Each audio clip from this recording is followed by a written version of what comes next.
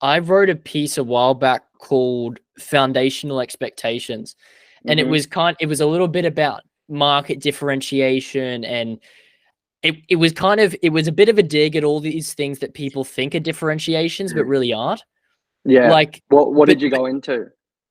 so like one of the things that I see people differentiating on, which Mm-hmm. I don't believe is a true differentiation, is garment quality. And so they'll Yeah, say, like, I agree with that to an yeah, extent, for so sure. yeah, I'll tell you what it's about, and then I would love you to share your thoughts. Mm-hmm. And so it was like, yeah, it's people saying, the reason you should buy from us, essentially, the reason you should buy from us over every other brand is because our garments, our t-shirts are 200 GSM, Yeah. right? And I'm like, well, that's really good because 200 GSM t-shirts are great quality t-shirts. Yeah. And that is, uh, it is a foundational expectation that you Mm. sell a good quality product that you believe in and that you believe your customers should buy and it's worth its value. But is it a market differentiation? No, Well, I don't think so. I think at one point it definitely was yeah. when I was like kind of learning about it all, or even when I was just first getting into fashion, Mm, the emphasis of kind of a good quality garment or being like heavyweight, for example, yeah. wasn't the most important thing in the world. And then obviously, I think when the first few brands kind of focused on this, it was a selling point because it was something we kind of hadn't seen before, or Yeah. it's awesome when you put on a good quality garment, you like it more and you're more likely to rep it every day, pretty much. But then Yeah. when every single brand needs to do this now, it can't be your only selling point, and you can't No. expect I've got a 480 GSM hoodie with a puff print, and that's going to sell out because the brand did it 2 months ago. You know what I mean? There's so much more to that, and I guess the marketing of that brand and kind of the Yeah. community you're building alongside that brand, which has caused that other competitor to sell out that garment. Yeah. Yeah, absolutely. It's like, should you be making garments that are high quality, high GSM and telling everyone about it? Absolutely. Yes. Absolutely. Should it be your only selling point? Absolutely not. Yeah. Well, I think Because the good way to look at it as well, Elijah, is especially if you're starting your own fashion brand. Yes, obviously you want to be high quality and stuff. But mm, when you're doing your first launch or even your first six launches, the people that are going to be buying your products can't actually have that in-person experience and feel the quality of your that garment. is so true. And even when, well, consisting that you're probably operating online only, which most clothing brands are Oh, right now. But it's so simple to say, right? But no matter how good of light you show in your marketing campaigns, whether that's videos or close ups of the details, there's nothing like going into a store and trying it on. And then that's when you go, damn, this is a nice garment. They've nailed this. The quality on this is easy, like just amazing. But if you're starting out, no one trusts you. You've got no authority. You're probably not reliable. You're not seen as reliable anyway. And you need people to be able to take that risk. And then once they feel it in person, that can be an extra selling point. but I mean, back to the foundational expectations. I think the real point is that there needs to be some more thought into, well, what is your brand differentiation? If and that means, as an online store, for the most part, especially in Mm-hmm. the early days and maybe even going into the future, it means that there needs to be something that goes beyond the product that differentiates your brand from every other brand out there. And it Definitely. and a meaningful differentiation, I believe, means that it, the point is, it's not a differentiation if someone else is doing that or got that or can say that about themselves, right? A Mm. meaningful differentiation is when you've got that and you can say that about yourself, but no one else, no, other people can't. They can't apply it to themselves. Like, if they can so easily apply it to themselves, well, that's not a differentiation. For sure. Yeah. But so I was wondering, Casper, if you had anything to say on forming that differentiation, particularly in the early days, but even for those who maybe haven't found that yet. How would someone go about doing that?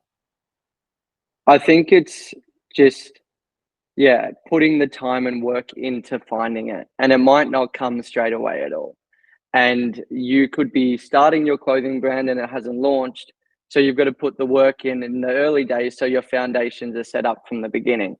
Or Yeah, if you've got your brand, you're going to have a lot of different trials and tribulations along the way, and use those as opportunities to grow. For example, if your first 2 3 launches you focus so heavily on products, and then you do like a standard photo shoot, I don't know, in a car park or whatever it ends up being, like that's not very different at all. What's the theme of the garment? What yeah, kind of community are you looking to build? What are they tapping into once they do yeah, receive the product? Like, what's the vibe you want them to feel? How are you staying connected with them? All of that, those aspects, I don't think uh, focused enough. And you hear it all the time. Like, what community are you building? And you could say, like, I yeah, don't know, if you're starting a skate brand, like, I want skaters to wear it. But it's so much more than that. yeah, And it's pretty cool. Like, if you have a successful clothing brand, and I'm sure if you've loved a clothing brand and bought from the past, sometimes when you get that package and that delivery, it makes your whole week. Just as simple as just getting that in the mail. And that's more than the product itself. And you kind of need to try and have those aspirations for those people that are buying from your brand to have those similar feelings. yeah. Sam Moore from Pyra made a Hmm. TikTok the other week. I don't know if it's the other week, but I saw it the other week anyway. I thought it was very interesting because for those who don't know Pyra, that their whole thing is inspiring movement in the elements, which is Hmm. interesting because it has nothing to do with clothing itself, but it's a conceptual or intangible idea really Yeah. that they're selling that's represented by the clothing. And so Sam Moore the founder made this TikTok about differentiating yourself for new brand owners. And he said a great way to do it is to really delve into a very specific Niche. lifestyle, Yeah, right? for sure. And look, this is one way. It's not the only way, but it is a way. And it's one of my favorite ways because it immediately you're not competing in the category of fashion anymore. Because Yeah. if your life's, I mean, a very common one, and it's not really differentiation anymore because it's very overdone, is as you said, like skateboarding. Like that's a Yeah. lifestyle for some people, right? You're if you the skate brands in the early days when they came about and everyone's just selling clothing, but then you have Supreme that's selling clothing for the skaters. Well, they're now Mm. competing in a category of of of skaters and skateboarding, and that's totally different from fashion. And Yeah, for sure. it's such a small change, but it means that you kind of create your own playing field in a way. So that's Yeah, that's definitely. Supreme. Pyras is about moving in the elements, and that's everything from you could break that down into hiking, and you could and into I don't know, even like photography and like outdoor wildlife photography and For like sure. these are the kind of things that come with the lifestyle that have nothing to do with the product, but uh, everything about the brand and a really good way to differentiate yourself in an oversaturated market. It's going beyond the product. Definitely, for sure. And I think all aspects of that as well. I know Pyro specifically, they do their photo shoots in the outdoors to Yeah, resemble that. And yeah, yeah, so it's the connection of all aspects of their clothing brand for yeah, that one message. yeah, yeah. And to reiterate, going defining yourself in a lifestyle is one way to do it. It's not the only way, but it is a way to For do it. sure. And it's a way I really enjoy. Yeah. Yeah. I So think as so well, one it's important to go like people say always niche down and always niche down and stuff like mm, that. But you don't want to kind of limit yourself to. I was dealing with this fashion brand the other day, and they wanted to be like kind of the best kind of outerwear and hoodies and stuff like that, which was a great idea. And they were almost kind of looking to put that in their name and just in their bio and everything. And they could specialize only on that, but they're just beginning their brainstorming and planning. And it's like, trust me, a lot can happen in a week, 2 months, 3 months. You don't want to limit yourself down to a singular product, for example. So it's important to like Yeah. have a kind of a lifestyle message, but don't niche down so small that you can't grow and expand as well as your brand hopefully is developing. That's actually a really good point, Caspar, about the danger of some differentiations. And that might be if you're differentiating yourself or niching yourself based on product, in that we only sell t-shirts. And that is like, if you want to be the best t-shirt selling company, it's like that You you're can right. do that. You Yeah. definitely can do that. And it's not to say don't do that at all. If you're able to create the best quality t-shirts and the best quality designs and promote this lifestyle of people wearing and loving these t-shirts, and you do it successfully, it's not like a bad answer or a bad like business model at all. But just keep in mind that so much can happen with time, and Yeah. as you develop, your brand's probably going to develop alongside you. Yeah, that's a good point. I heard this. I have no idea where I've heard this phrase, but because I'd love to credit it. I definitely didn't come up with it, but I don't know where to credit it. Find So it. I'm just gonna say it anyway. It's that you can market to one person and sell to everyone. You can Yeah, market to I've one heard that. person I heard that the other day as well. and you can sell to everyone. And what it means is that you could, like, for instance, like I'll go back to the Pyro example. Is that Pyro is marketing to a very specific person. That's someone who loves the outdoors, right? Sure. But just say, just say my friend who doesn't, he's a homebody, total homebody. He hates anything to do with the outdoors. Does that Yeah. mean that he cannot buy from Pyro? Well, of course not. Yeah. Is Pyro going to accept my They'll friend's accept. business? Yeah. Of For course. sure. Is he going to still love the garment? Yes, probably yes. But the fact that there's people like my friend that exist who are homebodies doesn't stop Pyra from marketing to one person. For sure. That's a And good point. the fact that there's people like my friend who are homebodies that buy from Pyra, that are already customers of Pyra, doesn't stop Pyra from marketing to one type of person. And so I think one objection that I hear to differentiation by niching down to choosing a specific customer is, well, I really don't want to limit my my capacity to sell. Well, I don't know if you knew this, but you probably wear Nike sneakers and you're not even the target customer of Nike. Yeah, you're not an athlete. It's exactly. so that's right. I don't like it's the same goes for any brand. And so the whole point of marketing to one person is because if you don't market to anyone, well, you're not going to sell to anyone. But if you market to one person, you can sell to everyone. Yeah. Yeah. Anyway, I just wanted to I wanted to just get that out there. Yeah, that's right.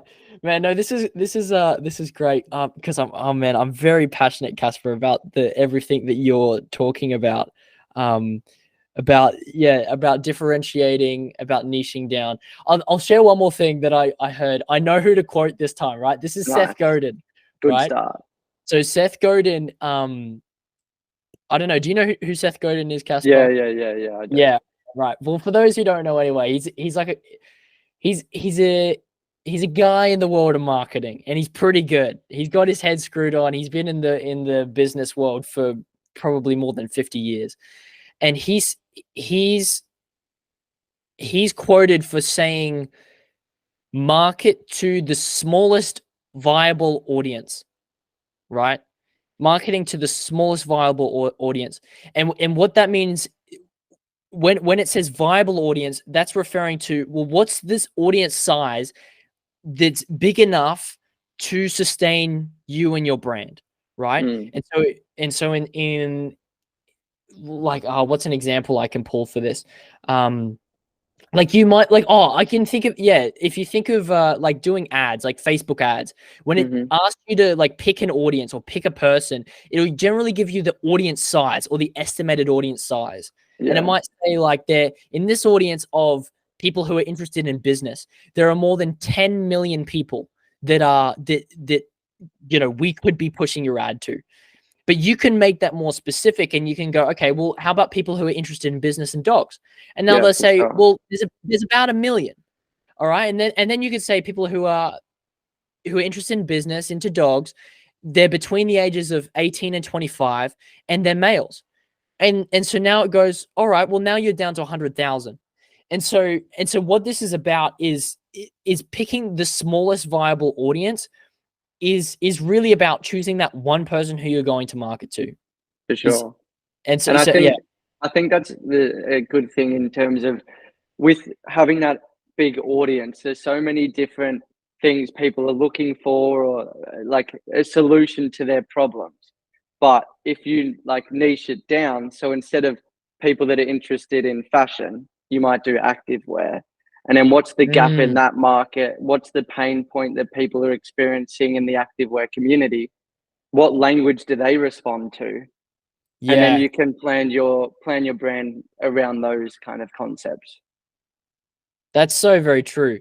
And the very fact that as you say, niching down allows you to speak more directly to an audience in language that they respond better to.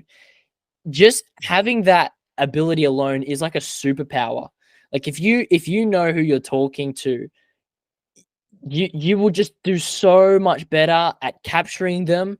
Even the whole, like, coming back to what we're talking about before about idea generation. Idea generation comes Mm, so easy when you know very specifically who your one person is.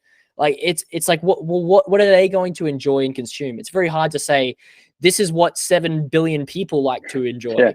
They for all like to sure. watch, because it's like, well, there's probably very little places where that overlaps.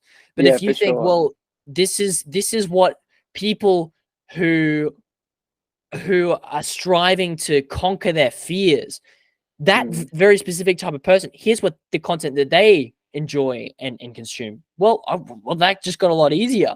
The whole idea generation got quicker and more, and is able to be more consistent and more effective. And so yeah, that absolute superpower. I had that discussion the other day in terms of talking about target audiences. Mm, And I think it's a very kind of outdated, well, for the most part, it's a very outdated process. Because if you look up like how do I find my target audience? It gives you the yes. age range and stuff, and that's great. But it'll be like, let's answer these questions of like, what food do they like? And it's just like, that's got nothing to do for your streetwear community. And more times than not, if you're looking to start a fashion brand, it's kind of just a creative expression of what you want in the fashion industry. So you should be asking yourself, what do I want like, what am I looking to create? So like go straight to the source and ask yourself these questions. Don't do guesswork of people's bloody favorite foods and music if it's not related to you. And also I think people like kind of skip over this process and don't take it seriously enough, because they Wow. even might ask Yeah. themselves and write down what they assume people's kind of are into. But you need to go out and ask your audience. Like, Yeah. actually, whether that's your friends or randoms on the street that you're looking to target, what products do you want to see?